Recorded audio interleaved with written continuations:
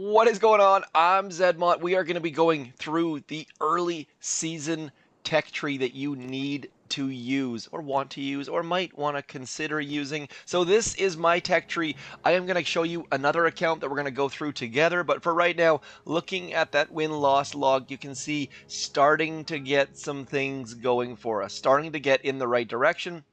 Looking at the win-loss log, though, down here, 41%, absolutely getting crushed, just trusting in the tech tree. And the tech tree is this, my friends. We've got tick 4 cannons. Now, I wasted some ticks on this gunboat. There's nothing to do on the gunboat. Leave your gunboat at tick 1. That was just me being a dodo brain. Tick 4 cannons, tick 4 sniper towers, tick 4 getting the choice node, which is more cannons, tick 4 mortars, and more importantly, jumping through into 3 engine rooms, getting that flamethrower, getting that boom mine. And you might be asking yourself, why boom mines instead of troop health? And that's because I don't want to go through medics. I do want to consider having shocks, consider possibly having Kavan, but this one is up in the air right now, whether you go troop health or boom mines, because troop health is going to keep your Bombardiers alive. It's also going to give you an option to get to heavies, and heavies are a point that a lot of people are pushing towards right now. So I can go to heavies through tanks. Obviously, I don't have to waste keys on medics that way. Also, if Kavan becomes a big deal, we can go back and get him. Also, shocks, just keeping our options open, but boom mines are definitely stopping people. So note, word to the wise here, you need to be able to get to rank 13 if you want to use your rank chests and get Bombardiers today. And it is a slog, like an absolute terribleness.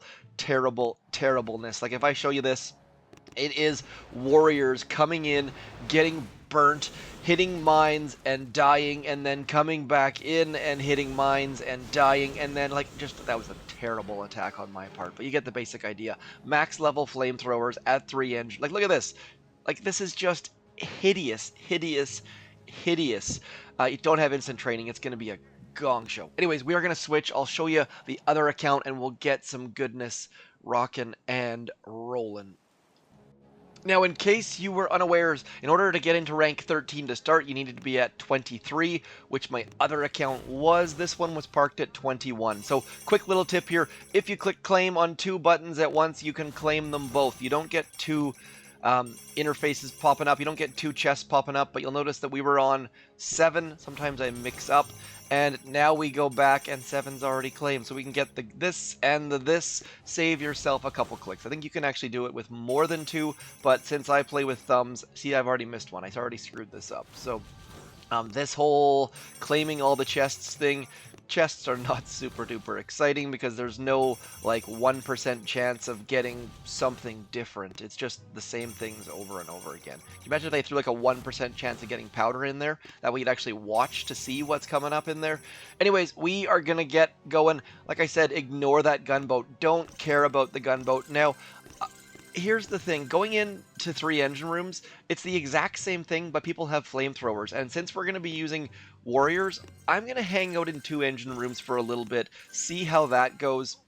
Now, I am still going to be going up through green mines. We're going to get our cannons to tick 4, like we talked about, our sniper towers to tick 4, and just to cover all the bases. The reason why you go to tick 4 is that way you get the full build out of them. You get the max number of them. You don't get the extra health at tick 5, but you get the entire number of them, which is the important bit. So that is not the case with mines. You can see we've got build count +5, build count +5. That way we go all of those all the way to max.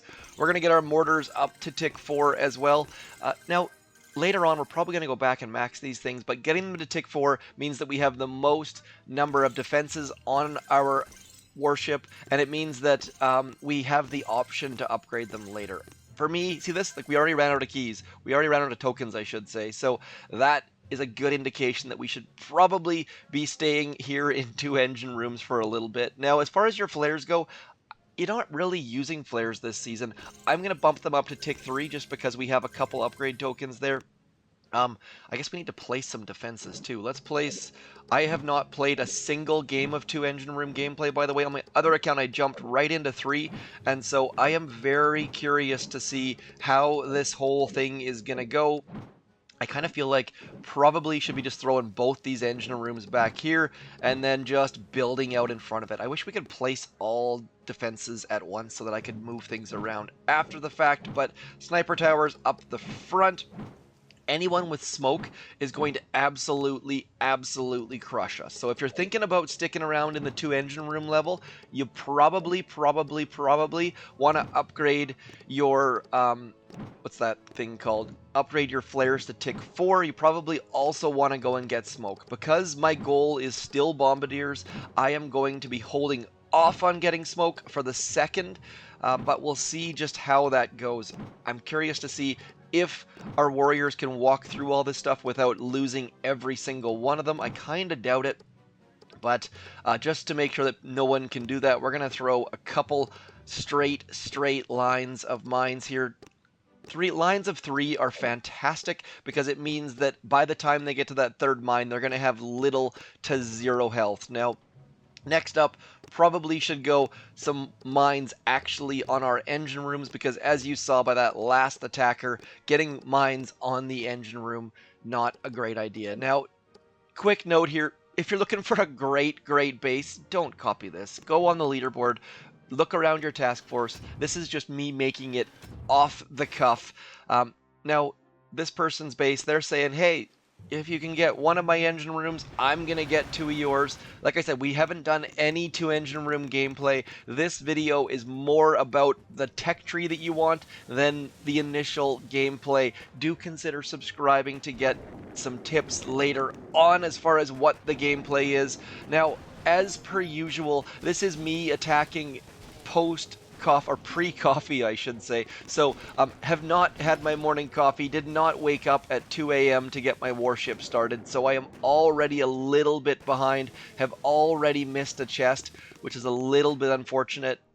Now, you can see right here, we have already lost. That doesn't matter. What matters is getting those rank chests going, getting that timer started, and the fact that we started with our rank chest already a couple hours behind means that we are in a world of pain. So this attack was just awful. Let's have a look, see what our opponent's doing, see how Greg walked through our mines. I'm assuming very easily, to be completely honest. But this base, like I said, we're just, yeah, that left-hand side looks very open. Well done, Greg, with the flares and the smoke. See, like I said, if you're thinking about sticking around in the 2 engine room level, that smoke option is definitely something you want to consider. Now, in the 3 engine room level, I saw a couple fantastic attacks with smoke, but because of the number of mines, the boom mines coming in, the flamethrowers coming in, it's not really much of an option. So smoke is one of those things where if you're thinking about just taking it slow, go ahead, get smoke, but just be aware that it is going to slow down your progress because it's going to make an extra 8 hours or so at least. Let's just check to see how many tokens those smoke. So that's going to be an extra 16 hours to get to Bombardiers, which in the long run, in the scope of a 28-day season, isn't terribly long, but at the same time, consider not getting smoke. If you don't have instant training, do go get smoke, because otherwise you're just going to watch your troops get melted and you're going to get frustrated and you're going to quit.